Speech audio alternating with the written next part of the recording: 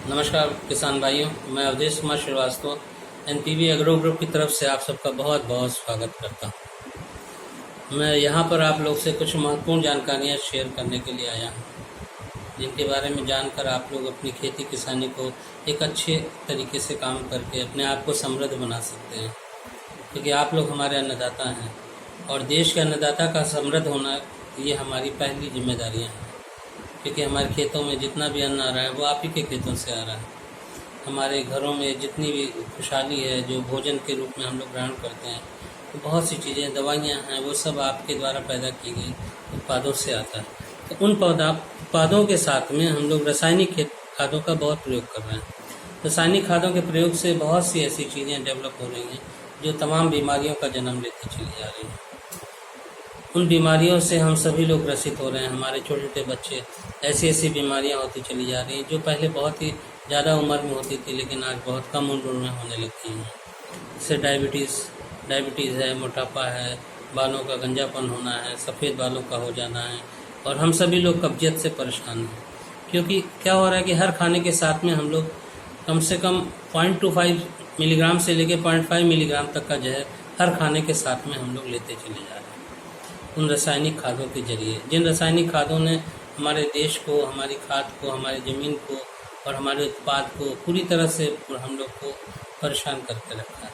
आज समझ में नहीं आता कि हम लोग क्या लें, क्या नहीं खाएं और कैसे हम अपने बच्चों की अच्छी सेहत का इस्तेमाल करें। आपको बताएं कि पूरे देश में हम लोग जिस तरह का मुहिम चलाना चाहते हैं, भारत एक बहुत बड़ी कंट्री है, 130 करोड़ से ज़्यादा की आबादी है, जिनके बीच में जाना, जन जन तक आवाज़ पहुंचाने के लिए इस सोशल मीडिया का एक बहुत अच्छा सहयोग हो सकता है, जिसका प्रयोग हम लोग करने जा रहे हैं और हम लोग कर रहे हैं और हमें करना भी चाहिए, ताकि हम ज़्यादा से ज़्यादा लोगों तक अपनी बातों को शेयर कर सकें। यहाँ पे जैविक खाद के बारे में आपको कुछ बातें ऐसे बताना चाहता हूँ कि प्रकृति हमको कैसे सपोर्ट कर रही है। प्रकृति का पहला नियम है संतुलन को बना के रखना, और जब असंतुलन हो जाता है तो प्रकृति अपने आप से संतुलन लाती है। जैसे कभी कभी आप देखते होंगे कि अचानक सुनामी आ गया, अचानक कहीं अकाल पड़ गया, अचानक कहीं बहुत बाढ़ आ गई, तो उसका रीज़न ये है कि प्रकृति उन चीज़ों को अपने आप से कंट्रोल कर रही है, यानी अपने आप में उसमें संतुलन ला रही है। क्योंकि क्या हुआ कि हम लोगों ने केमिकल्स का प्रयोग करते करते उसके लाभदायक कीड़ों को,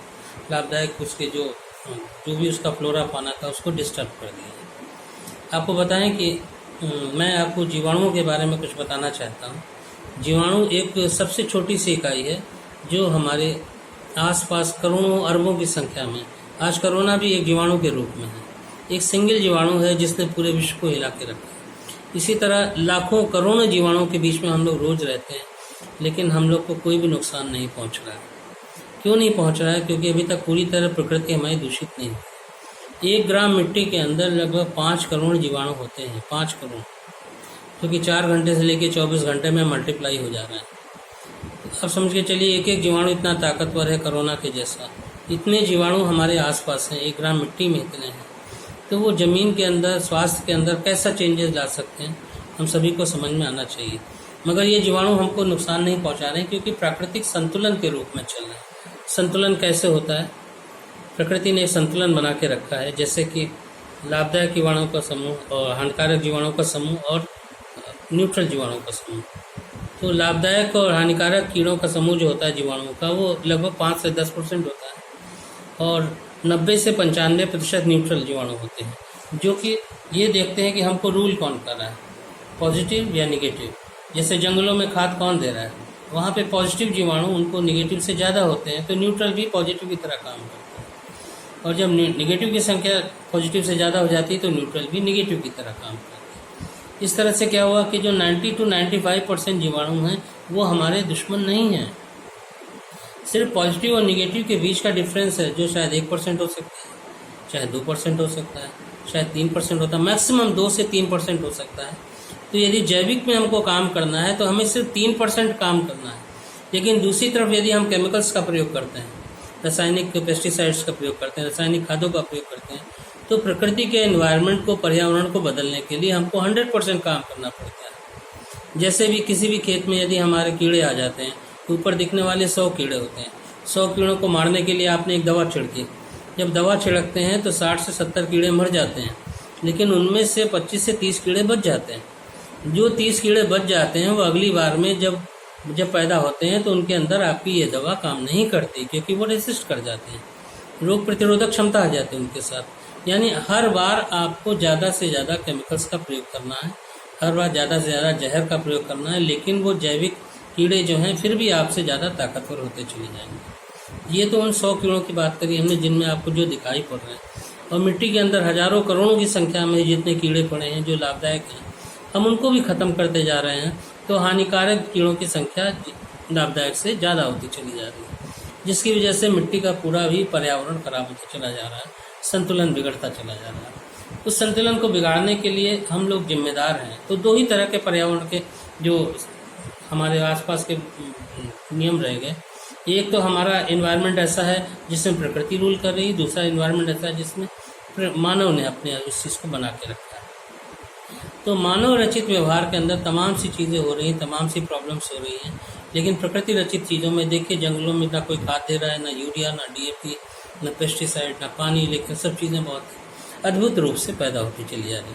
तो वो चीज़ें यहाँ पर क्यों नहीं हो पा रही? क्योंकि हमने जो जीवाणुओं के समूह का संतुलन था उसको बिगाड़ दिया। उसी संतुलन को बनाने के लिए हम लोग जीवाणुओं का प्रयोग करते हैं। अभी तक हम लोग जैसे सिंगल कल्चर्स पे काम करते थे, राइजोबियम है, ट्राइकोडर्मा है, एजोटोबैक्टर है, एसिलस है। सिंगल कल्चर्स ऐसे काम करते थे कि जैसे कि, लेकिन उनकी एक लिमिट होती है। सर्टेन क्रॉप्स के ऊपर काम करेंगे, ऐसे इन्वायरमेंट पे काम करेंगे, हर इन्वायरमेंट पे काम नहीं कर पाते। लेकिन अब स्थितियाँ ऐसी हो गई कि हर जगह किसान का पर्यावरण अलग अलग है, क्लाइमेटिक कंडीशंस अलग हैं, खादें वो अलग अलग तरह से यूज़ कर रहा है, इसलिए जो सिंगल कल्चर है वो सब जगह काम नहीं हो पाता है। इसके अलावा कई बार राइजोबियम, ट्राइकोडर्मा की शेल्फ लाइफ 6 महीने की होती है, किसानों तक आते आते भी वो समय बीत जाता है। तो ये सब बहुत ही समस्याएं होती हैं जिनसे किसानों को जूझना पड़ता है। तो जो थोड़े बहुत रिजल्ट आते हैं तो वो भी नहीं मिल पाते किसानों को, तो किसान मजबूरीवश केमिकल्स की तरफ चला जाता है। उन्हीं केमिकल्स से बचाने के लिए हम लोग आपके पास आए हैं मिक्स्ड माइक्रोबियल कल्चर से किस तरह से हम लोग काम कर सकते हैं। मिक्स्ड माइक्रोबियल कल्चर यानी लाभदायक जीवाणुओं का समूह। आज हमको समूह देने की ज़रूरत है जो किसी भी इन्वायरमेंट में जाके काम करेगा, जो ख़त्म नहीं होगा। तो ये लाभदायक जीवाणुओं का समूह है जिसको हम लोग NPV ग्रुप से बनाते हैं। NPV ग्रुप की तरफ से हमारे पास जो हमारे डिफरेंट प्रोडक्ट्स हैं जो हमने बना के रखे हैं, जो आपके जहाँ पे खेतों में जा जाके लाभदायक जीवाणुओं के समूह को बढ़ाते हैं। जैसे एग्रीकल्चर के हम लोग ये प्रोडक्ट यूज़ करते हैं NPV का, है ना, इको एग्री है। ये प्रोजेक्ट जो ऐसा है, जो कल्चर है, लिक्विड कल्चर है जिसमें हमने बना के रखा है, और ये सॉलिड कल्चर है। देखिए ये इको SWM है, इको एग्री भी है, ये खाद है, ये बिल्कुल देखिए सॉलिड कल्चर है। ये सॉलिड कल्चर और इस लिक्विड कल्चर से मिला के आप जो जीवाणुओं की खादें बना रहे हैं, उन खादों से इस 1 लीटर और 5 किलो से आप लगभग 1 से 1.5 टन अपने वहाँ के जैविक कचरे को एक अच्छी खाद में कन्वर्ट कर सकते हैं, जो कि जैविक है। जैविक मतलब जो जाके मल्टीप्लाई करेगी। जो हम वर्मी कंपोस्ट की बात करते हैं वो मल्टीप्लाई नहीं कर रही, वास्तव में ये कल्चर है। आज हमारे खेतों में कल्चर की ज़रूरत है, क्योंकि पहले हमने जो पेस्टिसाइड यूज़ कर रखे हैं, जो हमने केमिकल्स यूज़ कर रखे हैं, उनको ख़त्म कौन करेगा? तो ये जीवाणु जो होते हैं वो जाके उनको ख़त्म करते हैं, उनके ऊपर डोमिनेट होते हैं और केमिकल्स की जो प्रभाव है उसको ख़त्म करते हैं और हमको एक बेहतर ज़मीन का उत्पादन देते हैं। तो जो गोबर की खादें जिनको सड़ने में 6 महीने, कभी 9 महीने, कभी 12 महीने लग जाता है, उसको ये कल्चर सिर्फ 7 से 10 दिन या मैक्सिमम 15 दिन में डिकम्पोज कर देता है, तो एक अच्छी खाद में कन्वर्ट कर देता है। जैसे आपको एक खेत के अंदर 1 एकड़ में 5 ट्राली खाद का प्रयोग कर रहे हैं, तो आपकी 1 ही ट्राली खाद के प्रयोग से काम हो जाएगा, यानी 5 गुना ये उससे ज़्यादा ताकतवर है। ये ताकतवर खादें जब खेत में जाएंगी तो आपके खेत की सैलिनिटी को ख़त्म करेंगी, सैलिनिटी को ख़त्म करी खेत को पोरस करेंगी। खेत में पाए जाने वाले जो हमारे न्यूट्रिएंट्स हैं, जो यूरिया, DAP, जब सालों से हम लोग न्यूट्रिएंट्स यूज़ करते चले आए, उन न्यूट्रिएंट्स को तोड़ेगी और उसको एक अच्छी खाद में कन्वर्ट करेगी, उसको खाने के लायक बनाएगी और प्लांट्स को अवेलेबल करा देंगी। तो आपको केमिकल्स का प्रयोग नहीं करना पड़ेगा, बिना यूरिया, DAP के भी आप खेती कर सकते हैं। इनसे आप अपनी अच्छी खादें बना सकते हैं, अपने यहाँ ही बायोपेस्टिसाइड बना सकते हैं, अपने यहाँ ही जैविक कंपोस्ट बना सकते हैं। जैविक कंपोस्ट आपकी बढ़िया से बढ़िया आपके कचरे को बन जाएगी, जिससे आप अपने खेतों में प्रयोग करेंगे तो आपके खेत, जो खेत 4 साल 5 साल में जैविक हो रहे हैं, उनको हम सिर्फ मात्र 1 साल में जैविक कर सकते हैं, कहीं कहीं तो 6 महीने में ही जैविक कर सकते हैं। और सबसे बड़ी बात कि आपकी पैदावार भी कम नहीं होगी। जो कि जैविक खेती की तरफ जाते वक्त हम लोगों को सबसे बड़ी समस्या हो रही है कि हम लोग वर्मी कंपोस्ट या ज़्यादा तरह की खादों का प्रयोग करते हैं, उससे हमारी पैदावार कम हो रही है, जिसकी वजह से किसान केमिकल्स का प्रयोग करने के लिए बाधित हो जाता है। तो उसको रोकने के लिए हम लोग कोशिश कर रहे हैं कि भाई आपको कभी उसकी ज़रूरत ही ना पड़े। और ये जो जैविक कल्चर है, हम लोग न सिर्फ एग्रीकल्चर के अंदर, हम लोग बहुत जगह प्रयोग कर रहे हैं। हमारे ये प्रयोग हैं जैसे इको न्यूट्रिएंट है, ये इस न्यूट्रिएंट भी जैविक है, इस न्यूट्रिएंट से भी माइक्रोबियल कल्चर से ही बना, जीवाणुओं के समूह से बना, इसी को हम लोग अपने इस्तेमाल करते हैं और ये ड्रिंकेबल भी है। यदि आप पी भी लेंगे तो आपको कोई भी नुकसान नहीं होने वाला है। यानी इस तरह की पूर्ण तरह से जैविक है। इसी तरह की खादें हम लोग ने बना के रखी हैं, जो हम लोग काम कर रहे हैं अपने जहाँ के जो जैविक कचरा है उसको डिकम्पोज करने के लिए इको SWM हमने बना रखा है।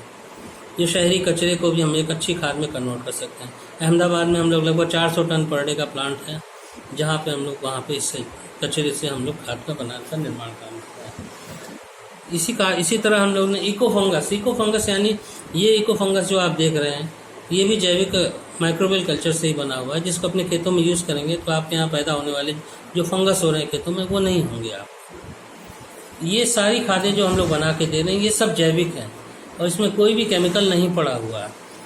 इसके अलावा जो हम लोग काम कर रहे हैं, आपको अपने खेतों में काम करने के लिए इको एग्री से आप अपने यहाँ बायो पेस्टिसाइड बनाइए, अपने यहाँ एक अच्छी खाद का निर्माण करिए। लगभग आप जैसे आपकी जो खादें बन रही हैं 1 से 1.5 टन खाद पे बहुत ही अच्छे कम कॉस्ट के ऊपर आप बना सकते हैं। 1.5-2 टन खाद यदि हम लोग लखनऊ से बना के आपको भेजेंगे तो ट्रांसपोर्ट ही इतना ज़्यादा हो जाएगा। तो जितना ट्रांसपोर्ट का खर्चा हो रहा है, ट्रांसपोर्ट के खर्चे को माइनस करते आप उतने में ही अपने जैविक कचरे को एक अच्छी खाद में कन्वर्ट कर सकते हैं और जो बाहर की महंगी खादें हैं उसको खरीदने से आप लोग बच सकते हैं। इस तरह के ऐसे कल्चर हम लोग ने पोल्ट्री के लिए भी बनाए हैं, मुर्गी वालों के अंदर भी, जहाँ पे अमोनिया की बहुत ही प्रॉब्लम होती है, वहाँ इस कल्चर का स्प्रे करने पर कुछ ही समय में अमोनिया भी कम हो जाती है और बदबू तुरंत खत्म हो जाती है। तो बदबू खत्म हो जाती है माइक्रोबियल कल्चर की वजह से। बदबू खत्म हो जाए तो अमोनिया को ख़त्म करें और जो पोल्ट्री का लीटर होता है, पोल्ट्री का जो वेस्ट निकल के आता है, उस वेस्ट को भी एक अच्छी खाद में कन्वर्ट करके हम लोग एक अपने खेतों में यूज़ करने के बाद में एक ताकतवर खाद का इस्तेमाल कर सकते हैं। इसी से इस कल्चर से हम लोग जो निर्माण किया इको फिशरीज़ का, जो हमारा पानी आता है, पानी के अंदर जो मछलियाँ पैदा होती हैं, तो उन मछलियों के अंदर भी उस पानी के अंदर होने वाला डिटॉक्सिफिकेशन करते हैं। उसमें जो दवाइयों का प्रयोग होकर पानी आ रहा है, उसको भी ये जो कल्चर होता है इसको डिटॉक्सीफाई करता है, फिर एक अच्छे पानी में कन्वर्ट करता है, जिससे अच्छी मछलियाँ जन्मती हैं। तो पानी भी एक अच्छी एग्रीकल्चर क्वालिटी में कन्वर्ट हो जाता है। अभी आजकल खेतों में सबसे ज़्यादा पोल्यूशन हमारा पानी से ही होता आ रहा है, क्योंकि पानी भी वहाँ पर हमारा जहाँ कहीं से केमिकल खादों को लेते हुए चला आ रहा है। इसके अलावा अभी आज हम लोग जो काम कर रहे हैं वो एक काम कर रहे हैं अभी पोर्टेबल गैस। हाँ तो किसान भाइयों, मैं आपको पोर्टेबल बायोगैस सिस्टम के बारे में बता रहा था। ये HDPE based portable biogas system है, जो कि नॉर्मल पहले हमारे सीमेंटेड स्ट्रक्चर होते थे, सीमेंटेड स्ट्रक्चर की बजाय हम लोग ने ये प्लास्टिक के बायोगैस सिस्टम बनाए हैं, जो आप कहीं भी पोर्टेबल वे में काम कर सकते हैं। ये पोर्टेबल सिस्टम है, बैलून सिस्टम है, कहीं भी पिट बनाया और आप उसके अंदर इस्तेमाल कर लें। इनसे जो आउटपुट निकल रहा है वो देखिए लिक्विड आउटपुट आ रहा है, जिसको हम लोग बॉटल्स में भर भर के आराम से सेल आउट भी कर सकते हैं। ये देखिए 1 क्यूबिक मीटर का छतों के ऊपर भी खेते इस्तेमाल कर रहे हैं हम लोग इसका। ये नॉर्मल पहले हमारा जो पहले वाला सिस्टम हुआ करता था, जो कि गोबर गैस सिस्टम, इससे हमारे जो स्लरी निकलती थी पूरा गोबर और पानी के साथ में मिली रहती थी, बहुत ही थिक होती थी।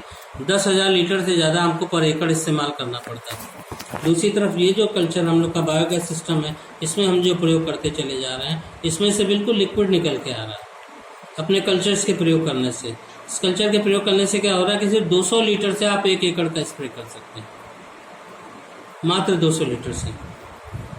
तो किसान भाइयों, ये एक बहुत अच्छी क्रांति हो सकती है अपने खेतों को जैविक करने के लिए। ये जो कल्चर इससे निकल के आ रहा है और जो इससे आउटपुट निकल के आ रहा है, उसके एक अच्छे स्प्रे के रूप में हम लोग बायो पेस्टिसाइड के रूप में, बायो न्यूट्रिएंट के रूप में अपने खेतों में पाए जाने वाले जो गोबर है, गैस है, गोबर को हम लोग एक अच्छी गैस में कन्वर्ट कर सकते हैं। और 7 साल तक इसकी शेल्फ लाइफ है और 7 साल तक आपको रेगुलर खाने का सामान मिल एनर्जी मिल सकती है आपके लिए।